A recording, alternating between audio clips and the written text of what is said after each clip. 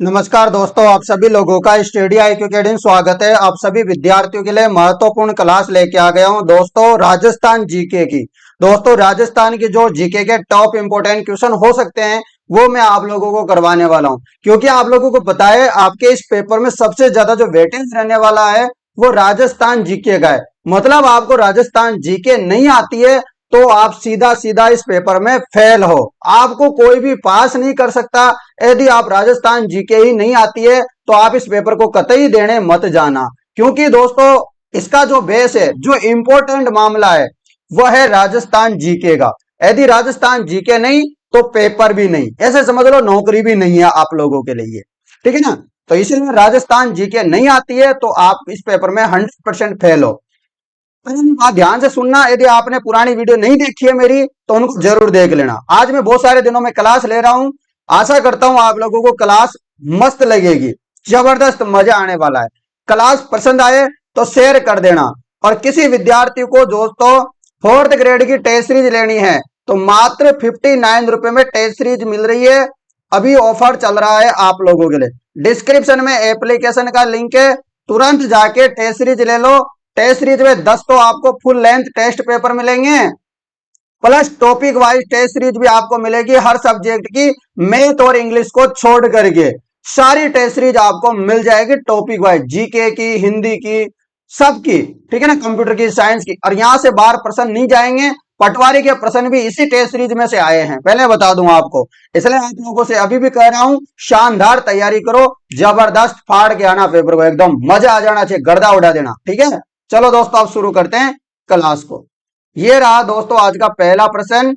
निम्नलिखित में से राजस्थान में कौन सी जल संरक्षण की परंपरागत विधि नहीं है? बताओ, निम्नलिखित में से राजस्थान में कौन सी जल संरक्षण की परंपरागत विधि नहीं है? ये आपके पेपर में छपेंगी। बताओ कौन सी परंपरागत विधि नहीं है? तो आपको बताया नाड़ी भी है, टोबा भी है, जोहड़ भी है, परंतु नाली जो है ये परंपरागत विधि नहीं है जल संरक्षण की। मैं बता दूं परंपरागत कौन सी है। परंपरागत जैसे कि हो गई कुई, हो गई टोबा, हो गया कुआ है, नाड़ी है, तालाब, नहर, ये परंपरागत है। आधुनिक की बात करें तो जैसे शुष्क कृषि पद्धति, जैसे कि आप लोगों ने देखा होगा दोस्तों वर्षा जल संरक्षण की विधियां, वो भी आप लोगों ने देखी होगी। और उसके अलावा परंपरागत, ये तो आधुनिक जो विधियां हैं वह कृषि पद्धति। तो परंपरागत कौन सी? आधुनिक में भी आपसे वर्षा जल संरक्षण की बात करें जैसे आगोर, मदार, नेस्टा, झालर, खड़ीन, जोठड़, ये सब क्या है? परंपरागत। पर आधुनिक कौन सी है यदि वर्षा जल संरक्षण में बात करें तो? Rain water harvesting. तो ये ऐसी चीजें आप लोगों को याद होनी चाहिए।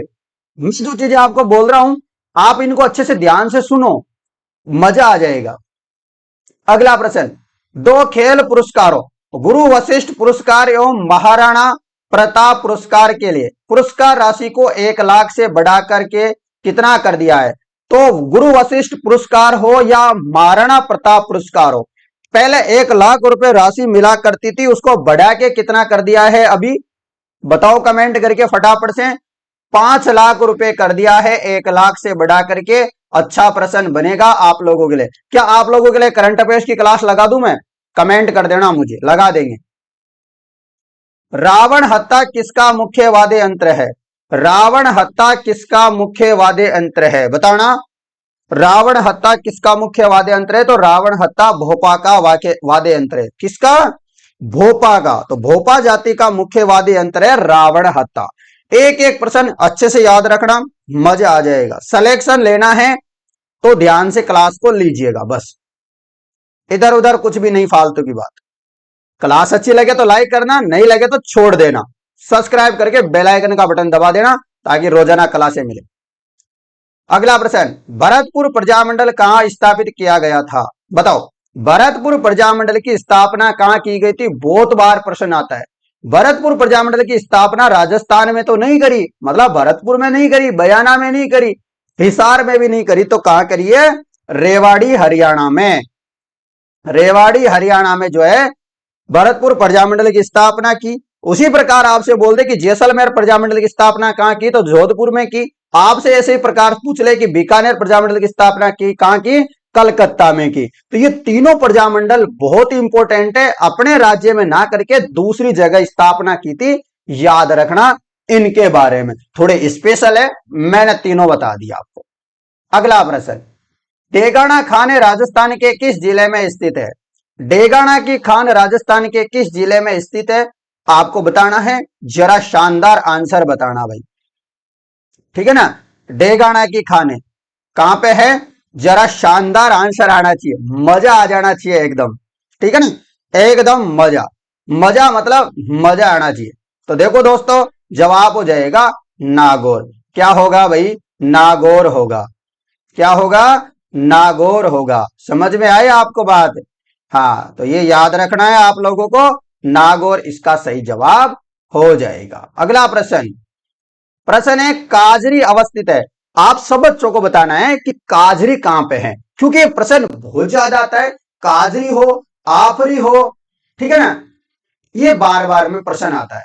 काजरी और आफरी अच्छे से याद कर लो, रट्टा मार लो। तो काजरी का मुख्यालय पूछे या आफरी का पूछे, जवाब होना चाहिए क्या, जोधपुर। क्या होना चाहिए भाई, जोधपुर होना चाहिए। समझ में आई बात? हाँ, तो समझ में आ रहा होगा आप लोगों को, ऐसा मैं विश्वास करता हूं, जबरदस्त मजा आ जाने वाला है, ठीक है ना। चले अगले प्रश्न में। लो, ये लो, प्रश्न बढ़िया है। नौनेरा या नौनेरा बांध का निर्माण कहां पे किया गया, बताओ कौन सी नदी पे किया गया नौनेरा या नौनेरा बांध का निर्माण? बहुत शानदार प्रश्न है, आप सभी विद्यार्थियों के लिए अच्छे से जवाब दीजिएगा आप लोग, ठीक है ना, शानदार तरीके से जवाब देते रहिएगा। ये ईआरसीपी परियोजना है ना, उसी के तहत किया जा रहा है इसका, आप लोगों को पता होगा, अच्छे से याद रखना है, ठीक है ना, रख लोगे? चलो तो भाई, सबको पता है काली सिंध पर आपका सही जवाब हो जाएगा। काली सिंध नदी पर इसका आयोजन किया जा रहा है, आपको पता है। चलो अगला प्रश्न, एक जैसे 9 महल किस किले में बने हुए हैं? आपको बताना है कि एक प्रकार के हैं, एक जैसे हैं 9 के 9 महल, और ये कहां पे बने हुए हैं आपको बताना है। तो ये नारगढ़ में। नारगढ़ कहाँ है, जयपुर में। तो एक जैसे 9 महल कहां पे है, बहुत बार प्रश्न आता है, नारगढ़ में। नारगढ़ का अन्य नाम बहुत बार आ जाता है कि नारगढ़ को अन्य किस नाम से जानते हैं, तो नारगढ़ को अपन जानते हैं सुदर्शनगढ़। सुदर्शनगढ़ के नाम से भी नारगढ़ को जाना जाता है, याद रखना। इसका निर्माण करवाया था 1734 के महीने, किसने, सवाई जय सिंह के द्वारा। किसके द्वारा, सवाई जय सिंह के द्वारा निर्माण करवाया था, याद रखना, जयपुर में है ये। और ये जो एक जैसे 9 महल है, इनका निर्माण किसने करवाया, बहुत बार क्वेश्चन आता है। नारगढ़ का निर्माण तो करवाया सवाई जय सिंह ने, जिसको सुदर्शनगढ़ बोलते हैं। परंतु भाई साहब क्वेश्चन ये नहीं पूछता, कभी कभी क्वेश्चन क्या आ जाता है कि जो 9 एक जैसे महल है ना, इनका निर्माण किसने करवाया?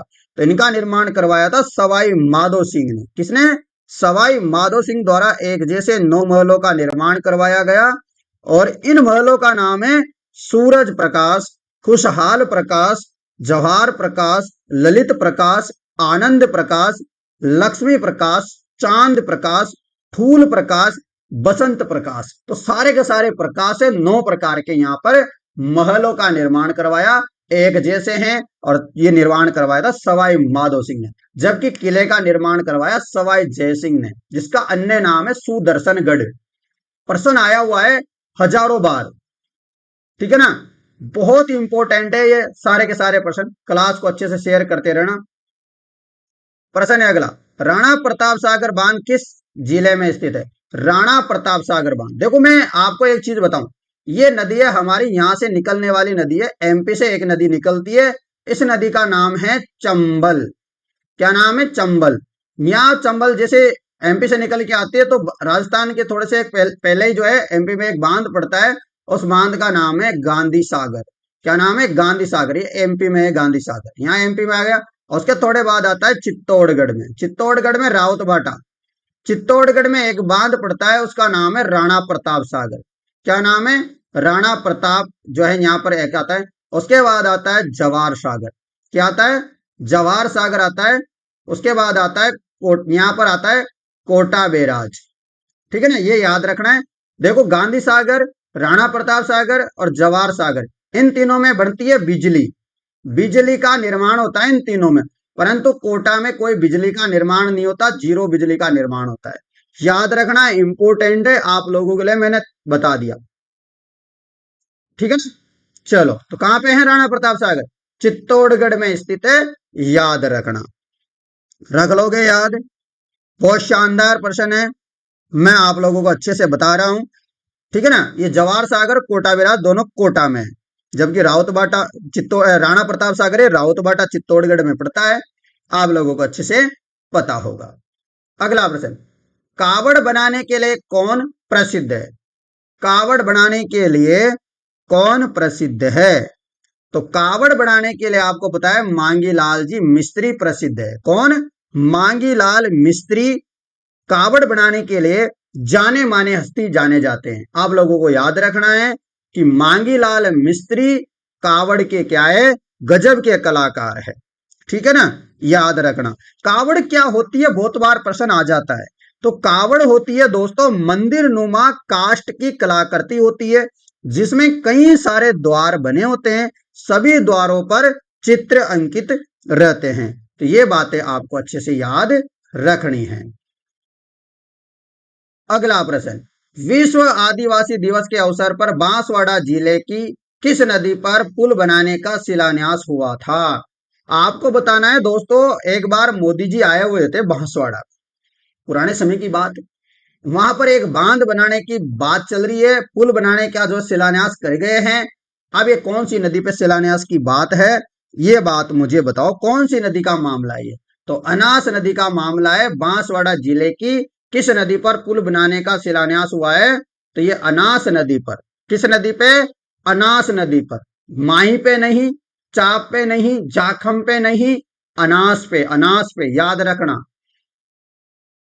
अगला प्रश्न, राजस्थान की दूसरी मीरा संत रानाबाई का जन्म कहां हुआ? अभी पटवारी में भी क्वेश्चन आया था कि राजस्थान की राधा, राजस्थान की राधा हम किसको कहते हैं? अरे मीराबाई को कहते हैं। परंतु प्रश्न यहां से भी आता है, ऐसा कैसा? वो तो हो गया प्रश्न सिंपल। ये थोड़ा सा इस प्रकार का प्रश्न भी आता है कि राजस्थान की दूसरी मीरा, पहली मीरा तो खुद मीराबाई है, परंतु दूसरी मीरा की बात चल रही है कि राजस्थान की दूसरी मीराबाई संत रानाबाई का जन्म कहां हुआ है? बताओ। तो संत रानाबाई का जन्म हुआ है हरनावा गांव नागौर में। कहां पे? हरनावा गांव नागौर में, मकराना में इनका जन्म हुआ है, संत रानाबाई का, जिनको राजस्थान की दूसरी मीरा बोलते हैं। याद रखना इनके बारे में, रख लोगे याद? बढ़िया से याद रखना, इनको राजस्थान की दूसरी मीरा कहते हैं। राजस्थान के किस क्षेत्र में पनडारी मोदक प्रसिद्ध है? तो पनडारी मोदक कहां के प्रसिद्ध है? तो पनडारी जो मोदक है वो बीकानेर के प्रसिद्ध है। कहां के प्रसिद्ध है भाई? बीकानेर के प्रसिद्ध है पनडारी मोदक। रख लोगे याद? चलो बढ़िया से याद रखो भाई। चलो अगला प्रश्न, राजस्थान में पैरा एथलेटिक्स को बढ़ावा देने के लिए किन दो शहरों में आवासीय पैरा स्पोर्ट अकादमियां स्थापित की गई? बताओ। पैरा एथलेटिक्स को बढ़ावा देने के लिए किन दो शहरों में आवासीय पैरा स्पोर्ट अकादमियां स्थापित की गई? बताओ जरा। तो आपको पता है जयपुर और जोधपुर में। अगला प्रश्न, प्रश्न है निम्नलिखित में से किस प्रशस्ति के रचयिता अत्रि और महेश है? तो आपको पता होगा दोस्तों, अत्रि और महेश दोनों क्या है? बाप बेटे हैं। इन्होंने एक प्रशस्ति लिखी, और वो कौन सी प्रशस्ति लिखी आप बताना जरा। ठीक है ना? बताओ। देखो आपको पता है इन पहले पहले जो है इस प्रशस्ति को लिखते हैं अत्रि भट्ट, परंतु अत्रि भट्ट की क्या होती है? मृत्यु हो जाती है। तो उसके बाद उनका पुत्र आता है महेश भट्ट, फिर महेश भट्ट उस प्रशस्ति को पूर्ण करता है। ये बात अच्छे से याद रखनी है आप लोगों को। और ये प्रशस्ति है कीर्ति स्तंभ प्रशस्ति। कौन सी प्रशस्ति है? कीर्ति स्तंभ प्रशस्ति है, जो कि 1440 से लेकर के 1448 के बीच में लिखी गई थी। आपको याद रखना है, ये चित्तौड़गढ़ में स्थित है, विजय स्तंभ के पास। याद रखना है, ठीक है ना? और इसमें राणा कुंभा की प्रशस्ति भी कहते हैं इसको, ठीक है ना? और इसमें राणा बप्पा से लेकर के कुंभा तक की वंशावली का इसमें वर्णन है, ये आपको याद रखना है। और इसी में दोस्तों अपन को कुछ उपाधियां हैं महाराणा कुंभा की, वो मिलती है देखने को, जैसे चंडी शतक, गीत गोविंद का टीका, उपाधियां भी मिलती है इसमें देखने को। साथ में जो महाराणा कुंभा की जो ग्रंथ है, जैसे कि चंडी शतक हो गया, गीत गोविंद हो गया, गीत गोविंद टीका हो गया, संगीत राज हो गया, इनके बारे में जो जानकारी मिलती है हमें कहां से मिलती है? कीर्ति स्तंभ प्रशस्ति से हमें जानकारी मिलती है कि महाराणा कुंभा ने ये भी कोई ग्रंथ लिखे थे। ठीक है ना?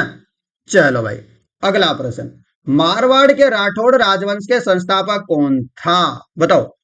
बहुत प्रश्न आता है, बहुत ज्यादा, और इसमें कंफ्यूजन कहां होता है? इनको कोई नहीं करता, सबको पता है कि राव जोधा भी नहीं है, राव रणमल भी नहीं है। सबसे बड़ा कंफ्यूजन, सबसे बड़ी टेंशन एक ही है कि राव चुंडा है कि राव सिंहा है। प्रश्न गड़बड़ होता ही नहीं है राव जोधा राव रणमल में, सबको पता है ये तो है ही नहीं। राव चुंडा और राव सिंहा में कंफ्यूजन होता है।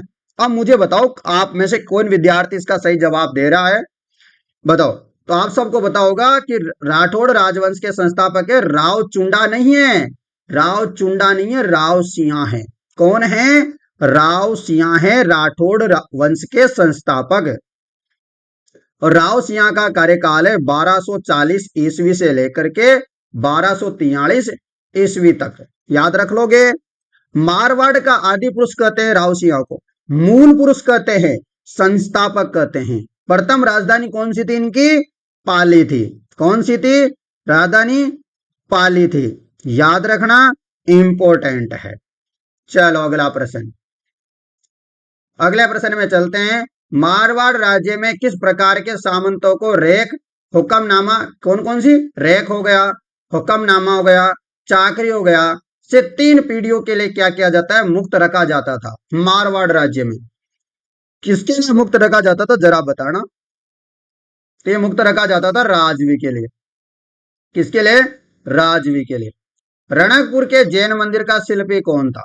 रणकपुर के जैन मंदिर का शिल्पी था, कभी ऑप्शन में दीपा आ जाता है, कभी देपाक आ जाता है, तो आप अब याद रख लेना, देपाक भी ऑप्शन में हो सकता है। तो दीपा या देपाक दोनों में से कोई ऑप्शन में है तो आप लोगों को इसका जवाब दे देना है। ये अच्छे से आप समझ सकते हो दोस्तों। ठीक है ना? हाँ, तो ऐसे आपको लोगों को याद रखना है, इंपॉर्टेंट है आप लोगों के लिए। ठीक है, समझ में आई बात? चलो, तो ऐसे याद रखना। और हवा महल का पूछ ले आपसे, तो हवा महल का है लालचंद उस्ता। उसके अलावा कुंभलगढ़ का पूछ ले तो मंडन है, चंद्रमहल का पूछ ले तो याकूब है। तो ये से आप लोगों को याद रखना है। ठीक है ना? रख लोगे याद?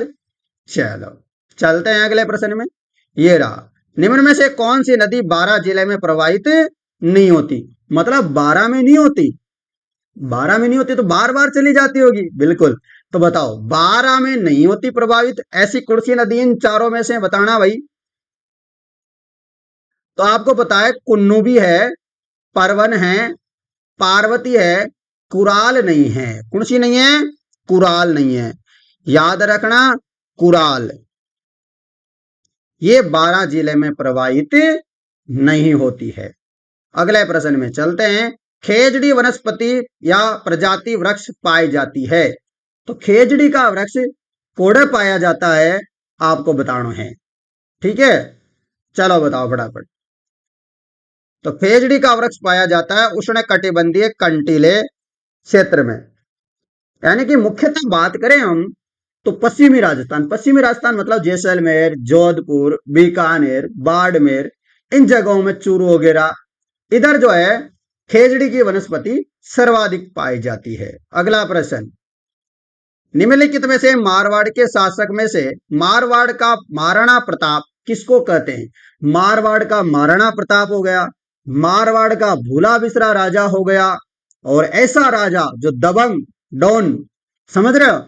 मतलब ये झुका नहीं, अकबर के सामने चाहे मुगलों ने कितना ही ताकत लगा ली, एडी से चोटी तक का पूरा जोर लगा लिया भाई साहब, परंतु चंद्रसेन जी को झुका नहीं सके। तो ऐसे बातें आप लोगों को याद रखनी है। ऐसे वीर थे दोस्तों ये। कौन? राव चंद्रसेन। घुटने नहीं टेके मुगलों के सामने। ये बातें आप लोगों को अच्छे से याद रखनी है। और राव चंद्रसेन का काल रहा था 1562 से 1581 तक। ठीक है ना? इन्होंने लोहावट का युद्ध लड़ा था 1563 में जोधपुर में। ठीक है ना? ये बातें आप लोगों को याद रखनी है। ठीक है ना? किस किस के मध्य लड़ा था लोहावट का युद्ध? चंद्रसेन और उदय सिंह के मध्य। अगला प्रश्न, राजस्थान में प्रसिद्ध सोने चांदी की हवेली कहां स्थित है? सोने चांदी की हवेली कहाँ पे है आपको बताना है। तो सोने चांदी की हवेली है महणतसर। महणतसर कहाँ पड़ता है ये, महणतसर झुंझुनू में। तो महणतसर झुंझुनू में सोने चांदी की हवेली है, याद रखना। चलो अगला प्रश्न, हमेल शरीर के किस अंग में पहना जाने वाला आभूषण है। हमेल को कहां पहना जाता है आपको बताना है। हमेल नामक आभूषण कहां पे पहना जाता है भाई जरा बताना। हमेल नामक जो आभूषण है कहां पे पहना जाता है। हमेल नामक जो आभूषण है वह गले में पहना जाता है, आपको याद रखना है, ठीक है ना।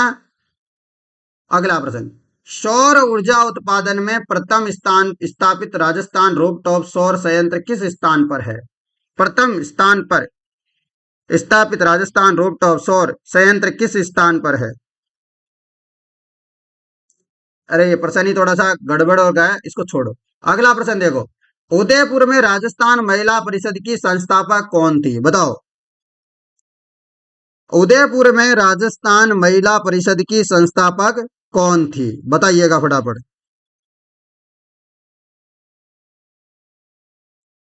बताइएगा मित्रों, आपका इसमें सही आंसर क्या हो जाएगा। उदयपुर में राजस्थान महिला परिषद की संस्थापक कौन थी, महिला परिषद की संस्थापक बताओ जरा। तो जवाब हो जाएगा शांता त्रिवेदी। कौन थी, शांता त्रिवेदी थी। उदयपुर में राजस्थान महिला परिषद की संस्थापक कौन, शांता त्रिवेदी।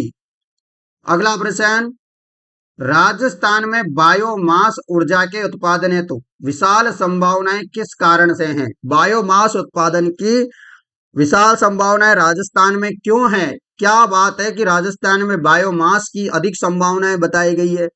तो आपको पता है राजस्थान में सूखी लकड़ियां हैं, जैसे कि सरसों की लकड़ियां हो गई, और यहाँ पर पशुधन भी बहुत है। आपको पता है यहाँ पशुधन भी बहुत है, मतलब जानवर बहुत है हमारे पास। तो यहाँ क्या है, बायोमास की संभावना है, और बायोमास के लिए चाहिए हमको क्या, सूखी लकड़ियां, घास फूस, पशुधन जैसे गोबर वगैरह हो गया, ये चाहिए, ये हमारे पास बहुत है। तो बायोमास की क्या है, प्रबल संभावना है राजस्थान में। निम्न में से राजस्थान के कौन से बाग में थार पारकर गाय पाई जाती है। थार पारकर कौन गाय कहां पाई जाती है, अब ऐसे समझो दोस्तों, थार पारकर मतलब थार के पास में, थार के पार नहीं करना। वैसे थार पारकर जो नस्ल है वो पाकिस्तान की है, पाकिस्तान मूलिस्तान पाकिस्तान है, परंतु थार तक जाना है अपन को। थार पार मतलब थार की पार के पास जाना है, ठीक है ना। तो ये थार की पार कहां से पड़ेगी भाई साहब, पश्चिमी राजस्थान में पड़ेगी। समझ में आ रही थोड़ी थोड़ी बातें अपन को। अरे थार कहां पे है, पश्चिमी राजस्थान में। तो पश्चिमी राजस्थान में ही फिर थार पार कर गाय पाई जाती है, ऐसे आपको याद रखना है। चलो अगला प्रश्न, बड़ला सोलर पार्क स्थित है। बड़ला सोलर पार्क कहाँ है, तो बड़ला सोलर पार्क है जोधपुर में। बड़ला सोलर पार्क कोड़े है, प्रश्न आता है बार बार में आता है। बड़ला सोलर पार्क है जोधपुर के मायने। राजस्थान में पंचवर्षीय योजना की शुरुआत कब हुई। प्रश्न का जवाब अच्छे से देते रहिएगा, मैं बता रहा हूं। सिलेक्शन चाहिए तो जीके चाहिए, जीके रटवा याद होनी चाहिए। जैसा मैं पढ़ा रहा हूं अच्छे से याद कर लो, सिलेक्शन कोई नहीं रोक सकता, डिटेल के साथ पढ़ा रहा हूं। तो पंचवर्षीय योजना की शुरुआत हमारे राजस्थान में होती है 1951 से लेके 1951 में शुरुआत होती है, 1951-52 में, याद रखना। चलो अगला प्रश्न, उस्ता कला पद का प्रयोग किस चित्रकला शैली के संदर्भ में किया जाता है। उस्ता कला कहाँ की प्रसिद्ध है, तो आपको पता है उस्ता कला बीकानेर की है। ऊंट की खाल पे गजब गजब की चित्रांकन किया जाता है, ये आप लोगों को याद रखना है। और यहाँ एक चित्रकार हुआ है, उसका नाम है इसामुद्दीन उस्ता। क्या नाम है, हिस्सामुद्दीन उस्ता। इनको पद्मश्री भी अवार्ड मिला है उस्ता कला के लिए, याद रखना, ये भी आप लोगों के लिए इंपॉर्टेंट है। और आपको एक बात और याद रखनी है, एक व्यक्ति हुए थे लाल सिंह भाटी। लाल सिंह भाटी ने क्या किया, गेंडे होता है ना, गेंडे की खाल से बनी ढाल पर सुनहरी नक्काशी के लिए इनको राष्ट्रपति पुरस्कार मिला था, लाल सिंह भाटी को, याद रखना। अगला प्रश्न, 84 खंभों की छतरी कहाँ है। ये सब बच्चों को पता होगा, बार बार में आता है, छोटे बच्चों वाला क्वेश्चन है ये तो। 84 खंभों की छतरी है बूंदी में। रानी जी की बावड़ी कहाँ है, ये भी बूंदी में है। ऐसे आपको याद रखना है, इंपॉर्टेंट है। अगला प्रश्न आपके लिए देखो ये रहा, भारतीय विमानपत्तन प्राधिकरण की उड़ान प्रशिक्षण संगठन नीति के तहत में एक नई उड़ान प्रशिक्षण अकादमी खोली जानी है। कहाँ पे खोली गई है, तो आपको याद रखना है किशनगढ़ अजमेर में। और एक चीज और इंपॉर्टेंट, मेरे को विमानपत्तन का मामला याद आया, तो एक बात बता दूं आपको, अभी हाल ही में मतलब कल की दिनांक में बात करूं तो मोदी जी ने एक बड़ी घोषणा की है राजस्थान को लेके, बजट भी आ गया है, ऐसे समझो। कोटा बूंदी जो संसद क्षेत्र है ना, कोटा में दोस्तों एयरपोर्ट बन रहा है, ग्रीनफील्ड एयरपोर्ट वाला बन रहा है। 1500 से ज्यादा करोड़ रुपए का सैंक्शन कर दिया है, जो बहुत दिनों से मांग चल रही थी वो पूर्ण हो गई है। अब क्वेश्चन आ सकता है कि नया एयरपोर्ट कहां पे बनने जा रहा है, ग्रीनफील्ड वाला, ठीक है, याद रखना कोटा में, वेरी इंपॉर्टेंट, 1500 से अधिक करोड़ रुपए। अगला प्रश्न, सीताबाड़ी मेला मुख्यतः जनजाति से संबंधित है, बताओ।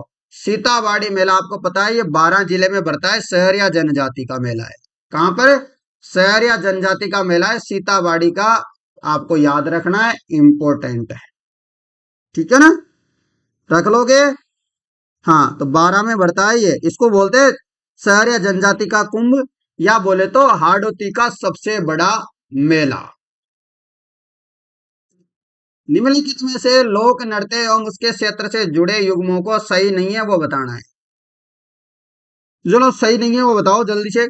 आपको पता है ढोल नृत्य जालौर का प्रसिद्ध है, ढोल नृत्य जालौर का, गिंदड़ नृत्य शेखावटी, डांडिया नृत्य मारवाड़ का, बम रसिया नृत्य बीकानेर का नहीं है, याद रखना। बम रसिया नृत्य कहाँ का है, बम रसिया नृत्य है भरतपुर, भरतपुर मतलब मेवात क्षेत्र का, मेवात क्षेत्र मतलब अलवर भरतपुर का प्रसिद्ध नृत्य है बम रसिया। बम का अर्थ क्या होता है, नगाड़ा, प्रश्न आ जाता है कभी कभी, बम का अर्थ क्या होता है, नगाड़ा। अगला प्रश्न, बालाथल सभ्यता का उत्खनन किसके निर्देशन में हुआ है। अमलानंद घोष ने किसका उत्खनन किया था, कालीबंगा का, कालीबंगा का। ऐसे प्रश्न आते हैं, अरे फोर्थ ग्रेड में से सिंपल आएंगे, कालीबंगा की खोज किसने की, अमलानंद घोष ने। कालीबंगा कहाँ है, हनुमानगढ़ में, कुंसी नदी के किनारे, घग्गर नदी के किनारे, सीधा सीधा प्रश्न टपकने वाला है, ठीक है, आज ही लिख लो, इस क्लास में से हूबहू प्रश्न आएंगे, ये पेपर छप गया है समझो, ठीक है ना। चलो बताओ, बालातल सभ्यता का उत्खनन किसके निर्देशन में हुआ, सब बच्चों को पता है, वीएन मिश्र। क्या होगा, वीएन मिश्र। इसी प्रकार कुछ जगह का नाम मैं बता देता हूं, जैसे आरसी अग्रवाल ने कहाँ की खुदाई की थी, तो गणेश्वर सभ्यता, किसकी, गणेश्वर सभ्यता, जो कि नीम का थाना सीकर में पड़ती है, बिल्कुल याद रखना। और जैसे कि बात करूं बीबी लाल, बीबी लाल ने भी की थी, कहाँ की, गिलुंड की, कहाँ की, गिलुंड की, बीबी लाल ने की थी गिलुंड की, याद रखना। हो गया चारों के चारों, उसके अलावा कुछ और बता देता हूँ, चिंता क्यों कर रहे हो। नगरी चित्तौड़ की खोज किसने, उत्खनन किसने किया था, डॉक्टर भंडारकर ने। विराटनगर बोलो या विराटनगर बोलो, जयपुर की जो उत्खनन किया था वो किया था दयाराम साहनी, नीलरतन बनर्जी, कैलाश नाथ दीक्षित। रेड टोंकी उत्खनन किसने किया था, केदारनाथ पुरी ने। कालीबंगा की खोज आपको पता ही है खुद को कि अमलानंद घोष ने की थी। उसके अलावा दो चार व्यक्ति और भी नाम मिलते हैं, जैसे कि बीबी लाल, बीके थापर, और दो चार और मिलते हैं, वो भी याद रखना, जैसे एमडी खर्रे वगैरह ये, ठीक है ना, तो वो भी बता दूंगा मैं आपको, मैंने बहुत सारे प्रश्न करवाए है ना, तो ये व्यक्ति आप याद रखना। और आहड़ का उत्खनन बहुत बार आता है, आहड़ का उत्खनन, आहड़ का उत्खनन किया था अक्षय कीर्ति व्यास ने। फिर है आरसी अग्रवाल का भी नाम आता है, और एच डी साकलिया का भी नाम आता है, तीनों चारों में से किसी का भी नाम मिल जाए तो लगा देना। बालाथल का उत्खनन आपने बता दिया, वीएन मिश्र हो गया। और बागोर का पूछे आपसे, तो बागोर का भी वीएन मिश्र है, और बालाथल का भी वीएन मिश्र है, याद रखना, इंपोर्टेंट है। अगला प्रश्न, राजस्थान में प्रथम पर्यटन नीति किस वर्ष घोषित की गई थी। राजस्थान में प्रथम पर्यटन नीति कब घोषित की गई थी, 2001 के महीने राजस्थान की प्रथम पर्यटन नीति आई थी। कब, 2001 में आई थी राजस्थान की प्रथम पर्यटन नीति। अगला प्रश्न, मोतीलाल तेजावत ने कहां से आदिवासियों का करबंदी आंदोलन आरंभ किया। मोतीलाल तेजावत ने कहां से आदिवासियों का करबंदी आंदोलन आरंभ किया? तो आपको पता है झाड़ोल से। कहां से किया था? झाड़ोल, उदयपुर से। अगला इसको छोड़ो। हाँ, ये देखो, शिक्षा का अधिकार अधिनियम के तहत राजस्थान में निजी स्कूलों में अध्ययनरत बालिका अब तक कब तक निशुल्क पढ़ सकेगी? बताओ, कौन सी क्लास तक निशुल्क पढ़ सकेगी? बताओ। 12वीं तक। अगला प्रश्न, राजस्थान के किस जिले में गिलुंड पुरातत्व उत्खनन स्थल स्थित है? बताओ, गिलुंड सभ्यता कहाँ पे है? गिलुंड सभ्यता। गिलुंड सभ्यता आपको बताया राजसमंद में। खोज किसने की? अभी थोड़ी देर पहले मैंने बताया था कि गिलुंड की खोज की थी किसने? बताओ। बीबी लाल ने। किसने? बीबी लाल। बीबी लाल ने, ठीक है ना। और कहां पे है गिलुंड सभ्यता? राजसमंद में। इसको भी छोड़ो आप। अगला प्रश्न, निम्नलिखित में से किस बोली पर गुजराती भाषा का स्पष्ट प्रभाव मिलता है? तो गुजराती भाषा का स्पष्ट प्रभाव कहां देखने को मिलता है? तो गुजराती भाषा का स्पष्ट प्रभाव देखने को मिलता है वागड़ी भाषा पे। गुजराती भाषा का स्पष्ट प्रभाव देखने को मिलता है वागड़ी भाषा पे। वागड़ी भाषा कोड़ा बोली जाती है, तो वागड़ी भाषा बोली जाती है, कटा बोली जाती है डूंगरपुर बांसवाड़ा यानी कि दक्षिणी राजस्थान में बोली जाती है, ठीक है ना। चलो अगला प्रश्न, तारकसी का संबंध है। तारकसी का संबंध कहां से है? तो तारकसी का संबंध है नाथ द्वारा राज संबंध से। कौन सा संबंध से? नाथ द्वारा राज संबंध से है इनका संबंध है, याद रखना, तारकसी का। निम्नलिखित में से कौन सी भेड़ की नस्ल नहीं है? इनमें से बताना है भेड़ की नस्ल नहीं है। आपको पता है चोकला है, पुंगल है, नाली है, राठी नहीं है। तो राठी किसकी है? अरे ये तो गाय की नस्ल है भाई, गाय कोई भेड़ थोड़ी ना है। हाँ, तो राठी जो है गाय की नस्ल है, जबकि नाली, चोकला, पुंगल ये सब भेड़ की नस्ल है। रख लोगे यार। चलो अगला प्रश्न में चलते हैं। प्रसिद्ध पर्यटन स्थल जसवंत थड़ा कहाँ स्थित है? प्रसिद्ध पर्यटन स्थल जसवंत थड़ा। जसवंत थड़ा है जोधपुर में। कहां पर है थड़ा? जसवंत थड़ा है जोधपुर में। याद रखना, प्रसिद्ध पर्यटन स्थल जसवंत थड़ा जोधपुर में। निम्न में से बीकानेर का स्थापना दिवस कौन सा है? बीकानेर का स्थापना दिवस कौन सा है? तो बीकानेर का स्थापना दिवस है अक्षय तृतीया के दिन। अक्षय तृतीया नहीं आती कि जिस दिन राजस्थान में सबसे ज्यादा ब्याह शादी होते हैं? हाँ, उसी दिन की बात कर रहा हूं। उसी दिन बीकानेर का स्थापना दिवस है, याद रखना। बैसाख शुक्ल तृतीया के दिन अक्षय तृतीया आती है। उसी दिन पूछा जा सकता है प्रश्न कि अक्षय तृतीया कब आती है हिंदू महीनों के अनुसार? याद रखना, वैशाख शुक्ल तृतीया। शुक्ल याद रखना, कृष्ण मत लगा देना। वैशाख शुक्ल तृतीया के दिन अक्षय तृतीया मनाई जाती है, याद रखना। अगला प्रश्न, राजस्थान निक्षय पोषण योजना का संबंध है। राजस्थान निक्षय पोषण योजना का संबंध है टीबी के मरीजों से। राजस्थान में जो निक्षय पोषण योजना है ना, इसका संबंध है टीबी के मरीजों से। आपको पता है टीबी का मरीज को इधर क्वेश्चन भी आ गया जीके का। अब टीबी के मरीज से आपसे क्वेश्चन भी पूछ सकते हैं कि टीबी का मरीज के लिए टीबी की फुल फॉर्म क्या है, टीबी के लिए कौन सा टीका लगाते हैं, किस प्रकार से उपचार करते हैं, डोट्स पद्धति से उपचार करते हैं। मतलब बहुत सारे क्वेश्चन आप टीबी के बनाए जा सकते हैं आपसे, क्योंकि मानव रोग दे रखा है आपके टॉपिक साइंस में। तो एक क्वेश्चन तो जीके में बन जाएगा, एक क्वेश्चन उधर बन जाएगा, तो दोनों अच्छे से याद कर लेना भाई। किस क्षेत्र को राजस्थानी चित्रकला का जन्म स्थान माना जाता है? राजस्थानी चित्रकला का जन्म स्थान माना जाता है मेवाड़ को। किड़को वाड़ को? मेवाड़ को माना जाता है। अगला प्रश्न, निम्न में से कौन सी परियोजना राजस्थान में शिक्षा के प्रोत्साहन से संबंधित नहीं है? शिक्षा के प्रोत्साहन से संबंधित कौन सी योजना कौन है राजस्थान में? तो यह आपको पता है जीवन धारा। जबकि गुरु मित्र है, लोक जुम्बिश है, सरस्वती है, जीवन धारा नहीं है। ठीक है मित्रों। अगला प्रश्न, वृहत कथा कोश का लेखक कौन था? वृहत कथा कोश का लेखक, वृहत कथा कोश का लेखक है हरिसेन। कौन है? हरिसेन। अगला प्रश्न, हाल ही में आमागढ़ रिजर्व खबरों में था, ये खबरों में क्यों था? खबरों में था लेपर्ड सफारी के लिए। राजस्थान के कितने जिले पाकिस्तान सीमा के सारे स्थित है? बताओ, अभी नए जीके के अनुसार बताओ। न्यू जीके, न्यू जीके के अनुसार बताओ, राजस्थान के कितने जिले पाकिस्तान के साथ सीमा साझा करते हैं? 5 जिले साझा करते हैं। एक गंगानगर, एक है बीकानेर, एक है आपका बाड़मेर, एक कौन सा है, फलोदी, और बताओ एक और बच गया भाई, कौन सा है बताओ? जैसलमेर भी तो है ना भाई, सबसे बड़ा तो उसी को भूल गए अपन तो। हाँ, जैसलमेर। ठीक है ना, ये याद रखना है। सबसे ज्यादा जो सीमा लगती है वो जैसलमेर की, सबसे कम जो लगती है वो फलोदी की। अभी नए के अनुसार ये लगती है, याद रखना। निम्न में से कौन सा आभूषण गले में नहीं पहना जाता?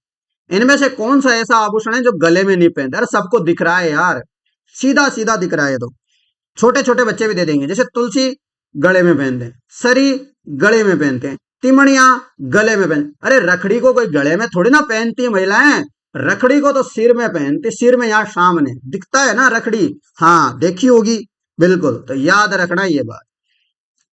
अगला प्रश्न, निम्नलिखित में से कुछ लोक देवता ऊंटों के देवता के नाम से जाना जाता है? ऊंटों के देवता, ये पापू जी। अभी क्वेश्चन क्या आया था दोस्तों, बताओ आपको, पटवारी की सेकंड पारी में आया था। हाँ, यहां से प्रश्न आया था, और ये प्रश्न अपन ने पहले ही करवा दिए थे। वहां आया था, लक्ष्मण जी का अवतार किस देवता को माना जाता है? लक्ष्मण जी का अवतार, अरे भाई हमको पता है, लक्ष्मण जी का अवतार पापू जी है।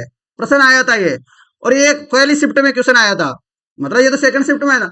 पहली शिफ्ट में क्वेश्चन आया था, 3 तो लोक देवता दे दिए, मतलब 3 तो 5 पीरों में से दे दिए, और एक तेजा जी का नाम दे दिया कि इनमें से कौन से पंच पीरों में शामिल नहीं है। अरे भाई हमको पता है, हमको पागल काहे बना रहे हो? तेजा जी जो है पंचपीर में शामिल नहीं है, ये बात भी आई हुई थी। प्रश्न बताओ, अब इतना सिंपल सिंपल प्रश्न पटवारी में आया है। अरे आपका तो चतुर श्रेणी है, आपके में कितना सिंपल आएगा पेपर, वो सोचो, सोचने वाली बात है। पटवारी में ऐसे ऐसे प्रश्न आए हैं जिनको देख के ऐसा लगता है कि पता नहीं कौन सी दुनिया से पेपर बनाया है। ठीक है ना, इसलिए बता रहा हूं, जैसा पढ़ा रहा हूं पढ़ लो आराम से। अब पापू जी का संबंध है कोलुमंड गांव जोधपुर से। पापू जी का जन्म कहाँ हुआ है आपसे पूछे तो याद रखना, फलोदी में। इनके पिताजी का नाम क्या है पापू जी के का? दांदल जी। माता का नाम क्या है? कल्ला दे। ठीक है ना, इनको बोलते हैं ऊंटों के देवता, प्लेग रक्षक, लक्ष्मण जी के अवतार। इनकी पत्नी का क्या नाम है? सुप्यार दे। घोड़ी का क्या नाम है? केसर काल में। एक एक प्रश्न बनता है पापू जी को लेके।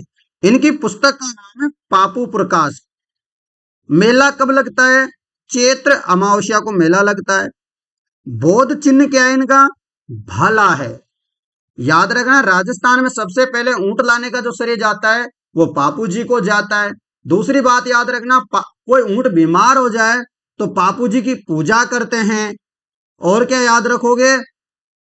रेबारी या रायका जाति, रेबारी रायका जाति जो हमारे राजस्थान में है, उनके आराध्य देव कौन है? पापू जी।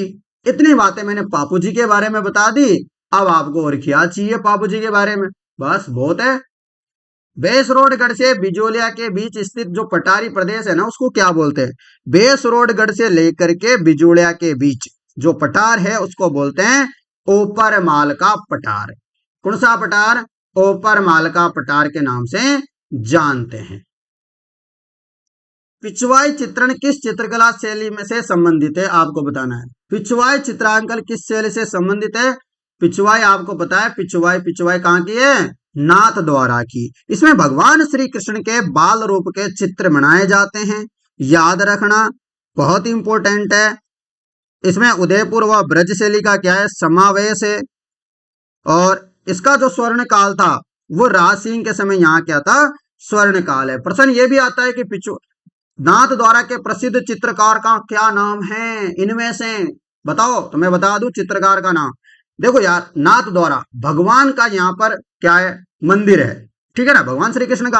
अब देखो यहाँ पर जो चित्रकार मिलेंगे ना वो भी भगवान के नाम के जैसे मिलेंगे, जैसे कि नारायण, चतुर्भुज, घासी राम, तुलसी राम, उदय राम, और 2 महिला चित्रकार है यहाँ, वो याद रखना, एक तो कमला है और एक है इड़ाईची। कमला और इड़ाईची, क्या है, ऐसे याद रखना कि नाथ द्वारा में जाएंगे तो भाई साहब एक तो इलायची की चाय पीनी वहां जाके, ठीक है ना, ऐसे याद रख लेना। चलो अगला प्रश्न, कृष्ण मृग अभ्यारण्य कहाँ है? कृष्ण मृग अभ्यारण्य ताल छापर चूरू में। कहाँ पे है कृष्ण मृग अभ्यारण्य? ताल छापर चूरू में है। ये काले हिरणों के लिए प्रसिद्ध है ताल छापर अभ्यारण्य चूरू वाला। अगला प्रश्न, सिरोही रियासत ने अंग्रेजों के साथ संधि कब की? प्रश्न ये भी कब की, ये तो मैं बता देता हूं, इसमें कोई बड़ी बात नहीं है, 1823, आपको भी पता होगा। दूसरा प्रश्न ये बनता है कि सबसे अंत में अंग्रेजों के साथ संधि किसने की? उसमें भी आप याद रखना सिरोही ने की थी सबसे अंत में संधि 1823 में। अगला प्रश्न, प्रश्न है 18 अप्रैल 1948 को संयुक्त राजस्थान का उद्घाटन किसने किया? कब की बात चल रही है? 18 अप्रैल 1948 की। अरे मतलब बात समझ में आ रही है? तीसरा चरण, तीसरा चरण, थर्ड चरण। पहले में गोडगिल ने उद्घाटन किया मत्स्य प्रदेश का, फिर कोटावाड़े का भी गोडगिल साहब ने किया। तीसरे नंबर में आता है उदयपुर वाला, इसका उद्घाटन जवाहरलाल नेहरू जी आ जाते हैं। तीसरे में तो आपको पता है वृहत राजस्थान बन गया था अपने जयपुर में, तो उसका तो वल्लभ भाई पटेल ही कर देंगे फिर सीधा सीधा काम, ठीक है ना, ऐसे याद रखना है। अगला प्रश्न, रणथंभौर के चौहान राजवंश के संस्थापक कौन थे? आपको पता होगा रणथंभौर के चौहान वंश का संस्थापक कौन है? तो गोविंद राज है। और गोविंद राज ने क्यों स्थापना की है? पहली बात तो ये भी कंफ्यूजन आता है कि सर गोविंद राज चौहान उदान इधर कहाँ लेने, क्या लेने आए थे इधर चौहान? हाँ जोधपुर, बीच में देखो कछवा पड़ गए, उधर मेवाड़ वाले सिसोदिया पड़ गए, बीच में क्या लेने चले गए ये? अरे भाई साहब भागते भागते अपनी जान बचाई, जान बचाते बचाते वहां पहुंच गए। कहाँ? रणथंभौर। कौन? गोविंदराज। गोविंदराज कौन है? ये नहीं है क्या पृथ्वीराज तृतीय? पृथ्वीराज तृतीय के पुत्र है कौन? गोविंदराज, ठीक है ना। तो आपको याद रखना है कि पृथ्वीराज तृतीय के पुत्र जो कि अजमेर वाले हैं, इनके पुत्र है गोविंदराज। गोविंदराज ने जाकर के रणथंभौर में चौहान वंश की नींव डाली, याद रखना ये बात। कौन है?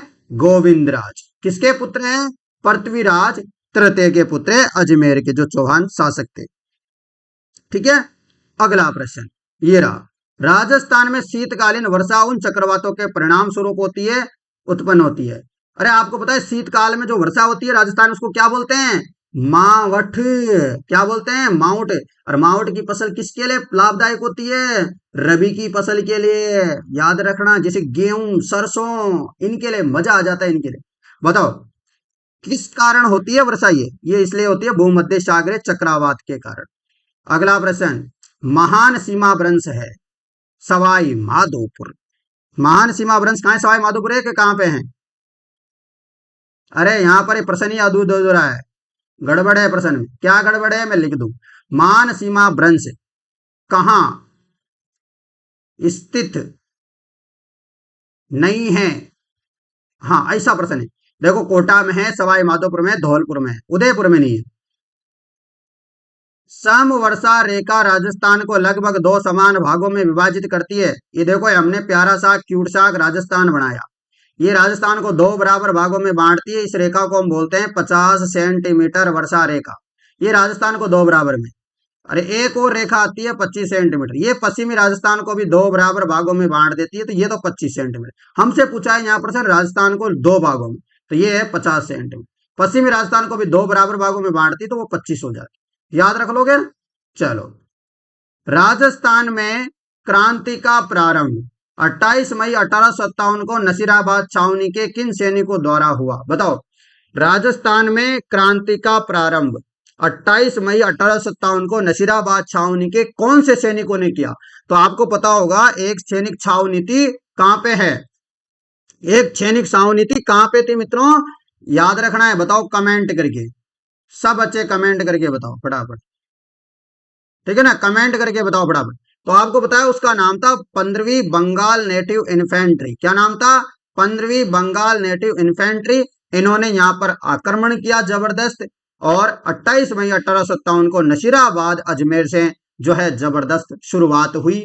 ये बात आपको याद रखनी है दोस्तों। अब आप लोगों को एक चीज बता दूं, ज्यादा से ज्यादा इस क्लास को शेयर करना है। देखो आज मैंने जबरदस्त क्लास आप लोगों के लिए ली है, ठीक है ना। आप आगे भी मुझे इसी प्रकार से सपोर्ट करोगे तो आगे भी इसी प्रकार से क्लास लेंगे। आप लोगों के लिए जबरदस्त मजा आ जाएगा ऐसी क्लासों का। मेरी बात ध्यान से सुनना। किसी विद्यार्थी ने अभी तक टेस्ट सीरीज नहीं ली है तो कहीं से आपको टेस्ट सीरीज लेने की जरूरत नहीं है।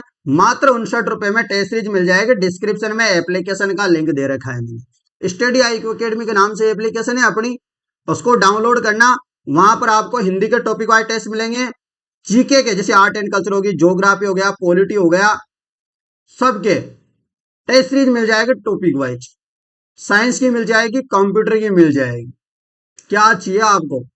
और फुल लेंथ 10 टेस्ट पेपर मिल जाएंगे। अभी कम डले पूरे डाल दूंगा मैं पेपर से पहले पहले, ठीक है ना। तो उनको लगा के चले जाना। मैं बता रहा हूं सिलेक्शन हो जाएगा, चिंता कतई मत करो। कोई समस्या आए तो मुझे बता दो। अपने व्हाट्सएप नंबर है लिख दूं आपको, ताकि कोई समस्या आए तो आप संपर्क कर लेना। 80 58 59 87 08, 80 58 59 87 08। इसमें आप संपर्क कर लेना। कोई भी समस्या है मैं आपको जवाब दे दूंगा, ठीक है ना। ठीक है भाई, जितने भाई बहन है मेरे शानदार क्लास को शेयर कर देना ज्यादा से ज्यादा। देखता हूं कितने बच्चे शेयर करते हैं, उसी अनुसार आपको क्लास आगे मिल जाएगी। देखो आप लाइक करते हो ना हमारी क्लास को, तो उससे क्या होता है, हमको मोटिवेशन मिलता है। मतलब हमको भी मजा आता है कि हाँ यार बच्चों ने लाइक वगैरह किया है, बच्चों का मन है पढ़ने का, तो हम और क्लास लें। बच्चे शेयर कर रहे हैं, हम और क्लास लें, दबा करके इनको क्लास दें। देखो आप लोगों के ऊपर डिपेंड करती है क्लासें कैसे चलती है कैसे नहीं चलती है। अब इतने दिनों से बंद क्लासें हो रही थी ना, आप लोगों की वजह से थी, क्योंकि आप लोग पढ़ना चाहते नहीं हो, आपका मन नहीं था। अब मैंने देखा है, देखो ट्राई करता हूँ, देखिए आज अब पढ़ने का मन है कि नहीं आप लोगों का। पढ़ने का मन होगा तो फिर रोजाना क्लास लेंगे, 2 2 3 3 क्लासें भी ले लेंगे, पर आपका मन होना चाहिए। क्लास को शेयर कर दो यदि आपका मन है पढ़ने का, आगे और चाहते हो कि सर और भी क्लासें लेके आए, इससे जबरदस्त क्लास लेके आए, क्लास को शेयर करो। धन्यवाद मित्रों, सभी को बेस्ट ऑफ लक।